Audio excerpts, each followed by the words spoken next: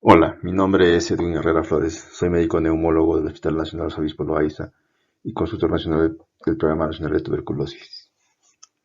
En esta oportunidad vamos a hablar acerca del manejo de la comorbilidad tuberculosis y diabetes, enfocándonos un poco en el contexto del manejo de la tuberculosis drogoresistente.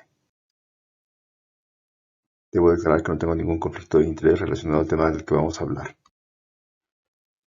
Para comenzar, deberíamos repasar primero la importancia que tiene la diabetes en la salud mundial en la actualidad.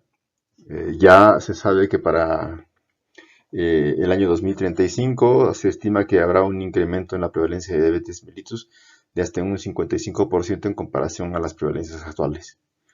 El reto sanitario es poder prevenir este salto y prepararse para ofrecer opciones de terapia y prevenir las complicaciones y muertes relacionadas a la diabetes mellitus. Como se observa en este gráfico, la proyección del incremento en el número de casos de diabetes mellitus por continentes es bastante grande, sobre todo en el África, donde se estima que habrá un incremento del 109.6% en comparación a las cifras actuales, lo cual nos debería preocupar en la medida en que el impacto global en la salud de los países en vías de desarrollo eh, va a ser mucho más grande, inclusive en conjunción con la prevalencia actual de las enfermedades infecciosas como la tuberculosis. Por otro lado, eh, tanto la diabetes como la tuberculosis en el mundo son culpables de muchas de las muertes que se producen en el planeta a nivel global. Ambas se encuentran entre las 10 primeras causas de muerte en nuestro planeta en la actualidad y se estima que muchas de las muertes por diabetes mellitus están asociadas directa o indirectamente a la presencia de la tuberculosis. En cuanto a la epidemiología de la asociación de tuberculosis y diabetes mellitus, las primeras observaciones epidemiológicas reportaron que esta asociación es más frecuente en países en vías de desarrollo o en plena transición epidemiológica. Como observamos aquí, los países con mayor tabla de asociación de ambas enfermedades son la India y la China, seguidos de Sudáfrica, Indonesia, Pakistán, Bangladesh, Filipinas, Rusia, Myanmar, República del Congo, es decir, países que se encuentran en vías de desarrollo, excepto Rusia probablemente, y China, pero que sin embargo se encuentran en lo que se ha denominado la transición epidemiológica, que es aquella en la que enfermedades crónico-degenerativas van incrementando en su prevalencia, en tanto que las enfermedades infecciosas aún no han sido controladas. Para comprender la convergencia de ambas epidemias debemos observar su distribución global.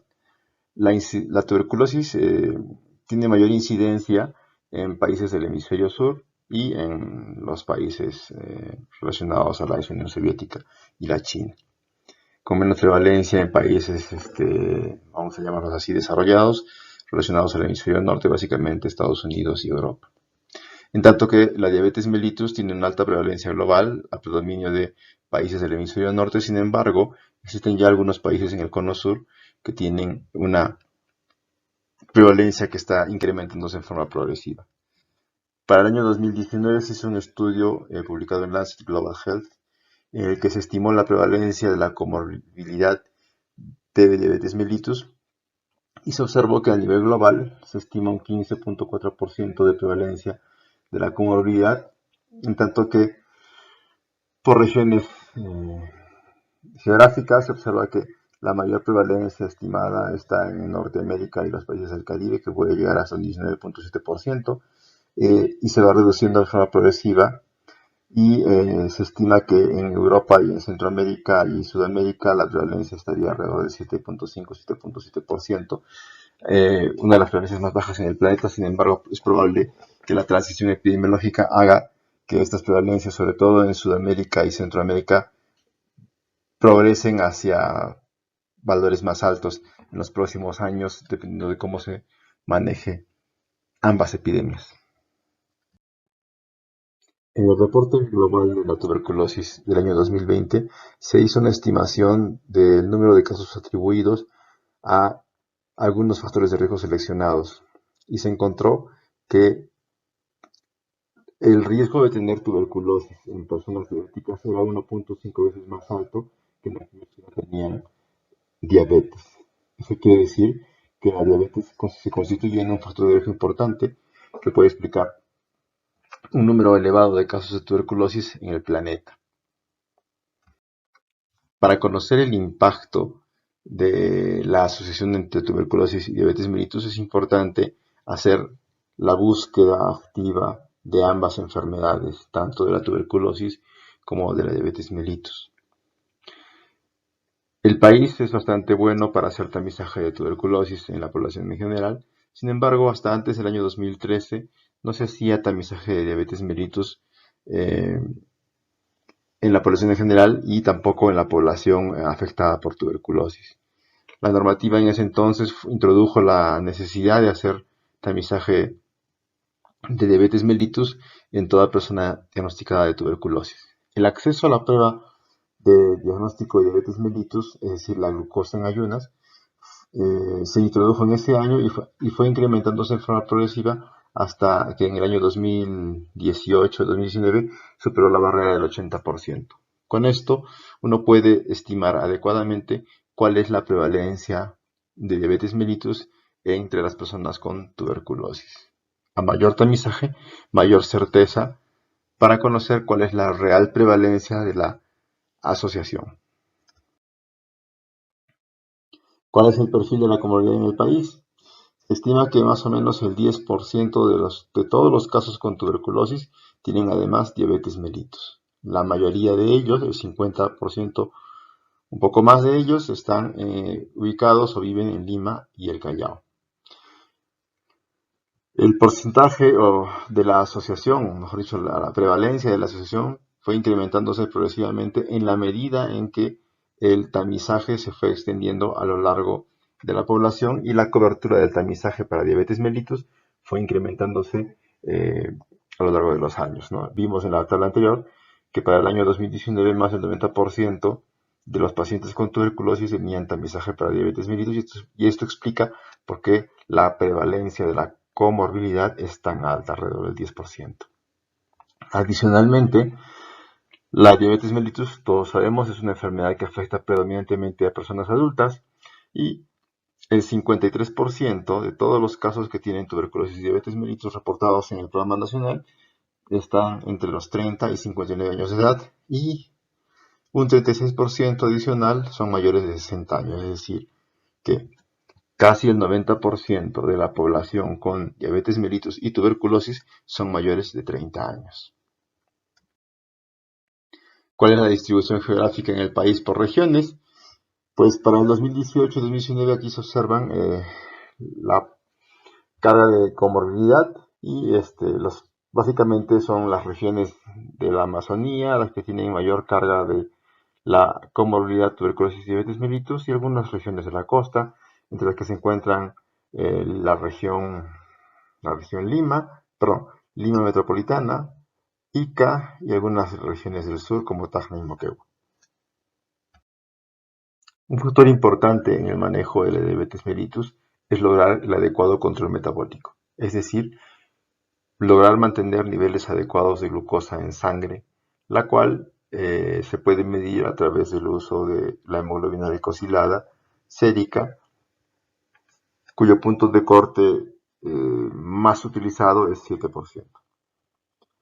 Se ha observado que las personas que tienen diabetes mellitus no controlada con un nivel de hemoglobina glicosilada por encima del 7% tienen mayor probabilidad de tener tuberculosis. En este reporte, el 30% en comparación a menos del 10% de los que tienen hemoglobina glicosilada por debajo del 7%, es decir, que tienen una diabetes mellitus controlada. Por otro lado, las personas que tienen la comorbilidad de diabetes mellitus tienen mayor probabilidad de tener niveles altos de hemoglobina glicosilada, alrededor del 80% de diabetes mellitus no controlada entre las personas que tienen tuberculosis y diabetes mellitus. Y esto es un factor importante debido a que la diabetes mellitus no controlada, según la hemoglobina glicosilada alta, aumenta el riesgo de tener tuberculosis entre 1.2 y 1.4 veces más que las personas que tienen diabetes mellitus controlada con hemoglobina glicosilada eh, por debajo del 7%. Y esto es importante porque nos lleva a pensar de que el manejo óptimo de la diabetes mellitus es una de las medidas más eficaces probablemente para definir o prevenir, mejor dicho, la aparición de tuberculosis en esta población. Respecto de las manifestaciones clínicas de la tuberculosis en personas con diabetes mellitus, los síntomas que se observan en personas con diabetes mellitus en comparación a las personas sin diabetes suelen ser un poco diferentes. Los pacientes suelen tener mayor prevalencia de tos, casi no suelen tener hemoptisis, tampoco fiebre, el malestar es menos frecuente y sí suelen tener pérdida de peso. Suelen ser polisintomáticos inespecíficos y la expectoración no suele ser una de las características más frecuentes de la tuberculosis en personas con diabetes mellitus.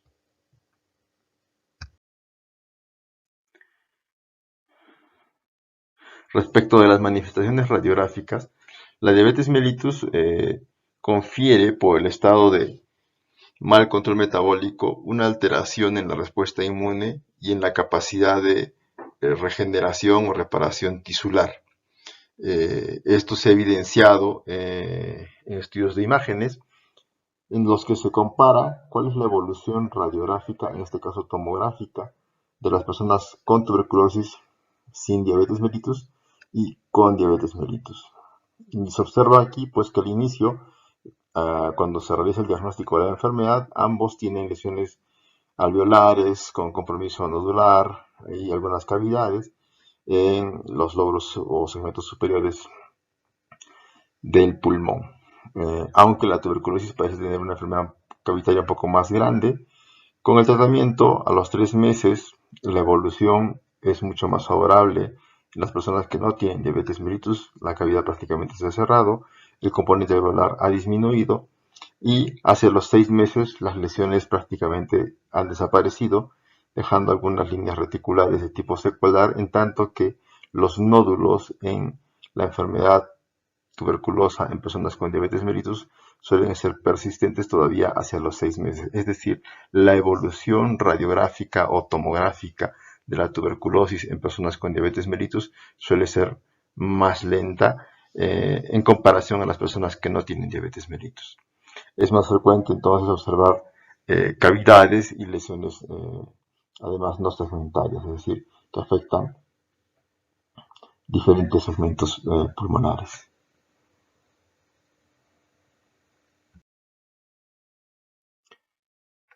Se sabe que la diabetes mellitus condiciona un estado de inmunosupresión en las personas que tienen esta enfermedad, sobre todo aquellos que tienen enfermedad no controlada. Y se presume que esta inmunosupresión es equivalente a otras enfermedades que producen inmunosupresión, como el VIH o las enfermedades reumáticas. Es así que se tiene que el riesgo de desarrollar enfermedad activa luego de una exposición a una fuente de Mycobacterium tuberculosis es mucho mayor que en las personas que tienen un estado de inmunocompetencia y que a su vez la transición de infección latente hacia enfermedad activa también es mayor el riesgo anual en comparación a las personas que son inmunocompetentes.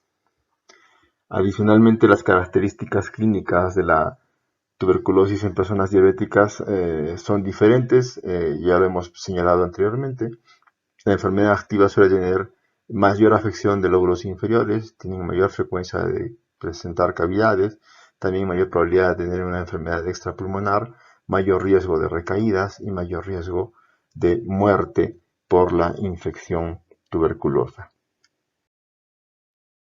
Hemos visto pues que la tuberculosis es más probable de ser activa o progresar en personas con diabetes mellitus y sus manifestaciones clínicas y radiográficas son potencialmente diferentes en comparación a las personas que no tienen diabetes mellitus. También es importante señalar de que los resultados del tratamiento de la tuberculosis en personas con diabetes mellitus son diferentes y esto fue eh, estudiado en esta revisión sistemática y metaanálisis realizado por el grupo Tandem, el cual evaluó varios estudios publicados en diferentes partes del mundo.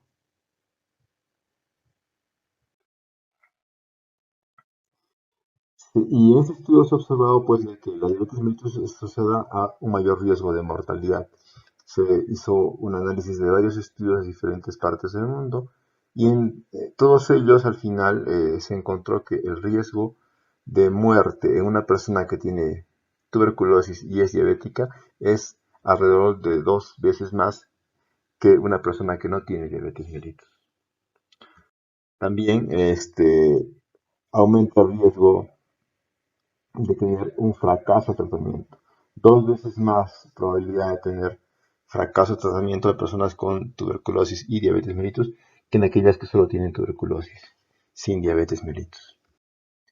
También en este estudio se observó que las personas que tenían la comorbilidad tenían 2.7 veces más riesgo de tener una recaída de la tuberculosis luego de haber culminado el tratamiento. Y adicionalmente, algunos reportes encontraban que tener diabetes mellitus aumentaba el riesgo de tener tuberculosis multidrogoresistente por un poco más de 2 veces más que las personas que no tienen diabetes mellitus, lo cual configura a la diabetes mellitus como un factor de riesgo importante, no solamente para enfermar, no solamente para infectarse, no solamente para infectarse y progresar es una enfermedad activa, sino también para tener malos resultados en el tratamiento de la tuberculosis, con mayor riesgo de muerte, con mayor riesgo de recaídas, con mayor riesgo de fracasos y con mayor probabilidad de desarrollar o adquirir, mejor dicho, tuberculosis multidrogoresistente. Y es que, como dijimos al inicio, estas dos epidemias están convergiendo. Y en este reporte de la Fundación Global para la Diabetes, se encontró que de entre los 22 países con mayor carga de tuberculosis en el mundo, 12 además estaban dentro de los 25 países con mayor carga de diabetes en el mundo. Es decir, que más de la mitad de los países con alta carga de tuberculosis y diabetes mellitus son también países que tienen alta carga de tuberculosis y alta carga de diabetes mellitus.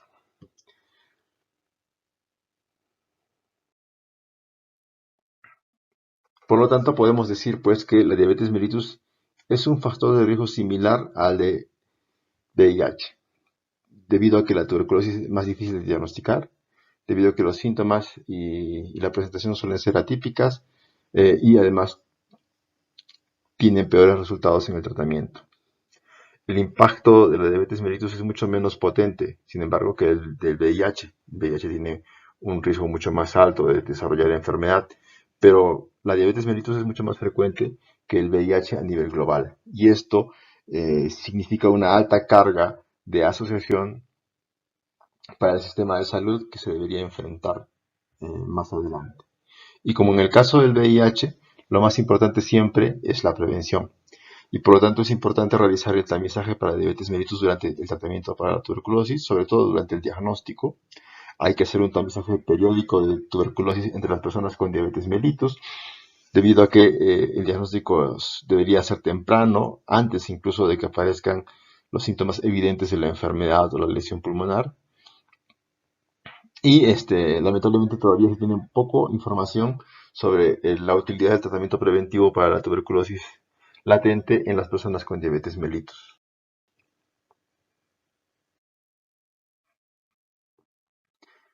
Ya hace algunos años, lo que se ha recomendado es realizar el tamizaje bidireccional, es decir, hacer tamizaje de diabetes mellitus durante el diagnóstico y tratamiento de la tuberculosis,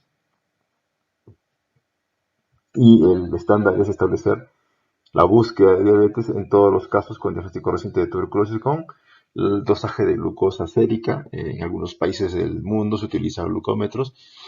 Sin embargo, cualquier forma de tamizaje es útil para detectar a cualquier persona con potencial diabetes mellitus durante el diagnóstico de la tuberculosis. Por otro lado está el tamizaje de tuberculosis entre las personas con diabetes mellitus. En este sentido, a lo largo de los últimos años se ha ido aclarando mejor el panorama y lo que se recomienda es hacer un tamizaje de 2 pasos. En todo caso, con diabetes mellitus que tenga diagnóstico reciente de diabetes y posteriormente en forma periódica, se debe investigar acerca de la presencia de tos en estas personas de cualquier duración. No es importante ni necesario el que tenga expectoración asociada. Basta con que tenga tos de cualquier duración y en caso de que tuviese la persona con diabetes mellitus tos, solicitar una radiografía de tórax para poder hacer la búsqueda de lesiones pulmonares o de una radiografía anormal o sospechosa.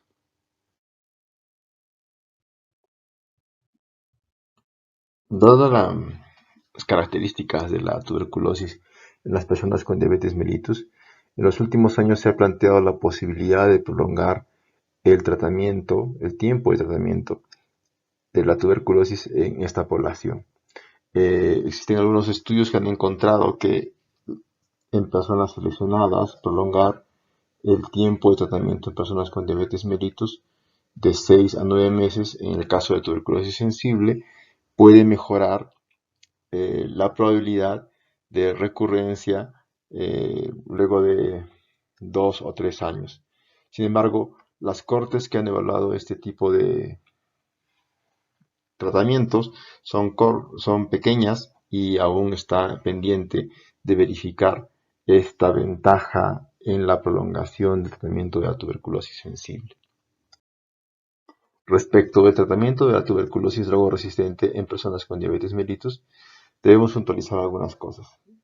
Ya dijimos que la diabetes mellitus aumenta la probabilidad de tener tuberculosis multidrogo-resistente y es importante, por lo tanto, asegurar una prueba de sensibilidad en toda persona que tenga diagnóstico reciente de tuberculosis y a que además tenga diabetes mellitus. Respecto de los resultados del tratamiento de la tuberculosis multidrogo resistente en personas con diabetes, es posible que los resultados al tratamiento de la tuberculosis sean peores que en personas que no tienen diabetes mellitus. Esto como resultado de la extrapolación de lo que se ha observado en los estudios de poblaciones con TB sensible y diabetes mellitus, sobre todo del estudio Tandem. Sin embargo, respecto de la duración y la estructura de los esquemas de tratamiento, no se recomienda ninguna variación y por lo tanto deberían ser los mismos. Pero sí es importante señalar que se ha observado que el adecuado control de la diabetes mellitus parece ser uno de los factores más importantes para lograr mejores resultados en el tratamiento. Y en este punto se debe señalar la importancia del uso de la insulina como medicamento para control de la diabetes mellitus. Y por lo tanto, el manejo de la insulina debería realizarse por personas adecuadamente entrenadas en su uso y monitoreo. Actualmente hay algunos estudios que están explorando la utilidad de utilizar metformina como medicamento para lograr el control de la diabetes y tener resultados equivalentes en el tratamiento de la tuberculosis en comparación a aquellos que tienen diabetes mellitus y usan insulina. En este sentido, el manejo de la tuberculosis y diabetes mellitus se torna complejo. No solamente hay que enfrentar los efectos relacionados a la tuberculosis activa, sino también a el uso de los medicamentos para el tratamiento de la tuberculosis y la diabetes mellitus. Esto incluye sus interacciones y reacciones adversas. Adicionalmente, el contexto de un paciente con diabetes mellitus es diferente al de una persona sin diabetes mellitus, ya que tienen ya hábitos relacionados a la alimentación, actividad física y adherencia al tratamiento diferentes en comparación a las personas sin diabetes mellitus, y es importante fomentar la buena adherencia al tratamiento en esta población, y es un reto importante para los sistemas de salud debido a que se deben establecer mecanismos o sistemas de atención conjunta tanto para la tuberculosis y la diabetes mellitus por médicos o personal de salud altamente capacitado. Adicionalmente, Se debe garantizar la disponibilidad de medicamentos y acceso al laboratorio para poder hacer un adecuado control de ambas enfermedades, lo cual plantea retos no solamente para países desarrollados, sino también para países en vías de desarrollo y una carga adicional al sistema de salud que debería ser proyectada para poder garantizar una atención integral a estas personas. Muchas gracias.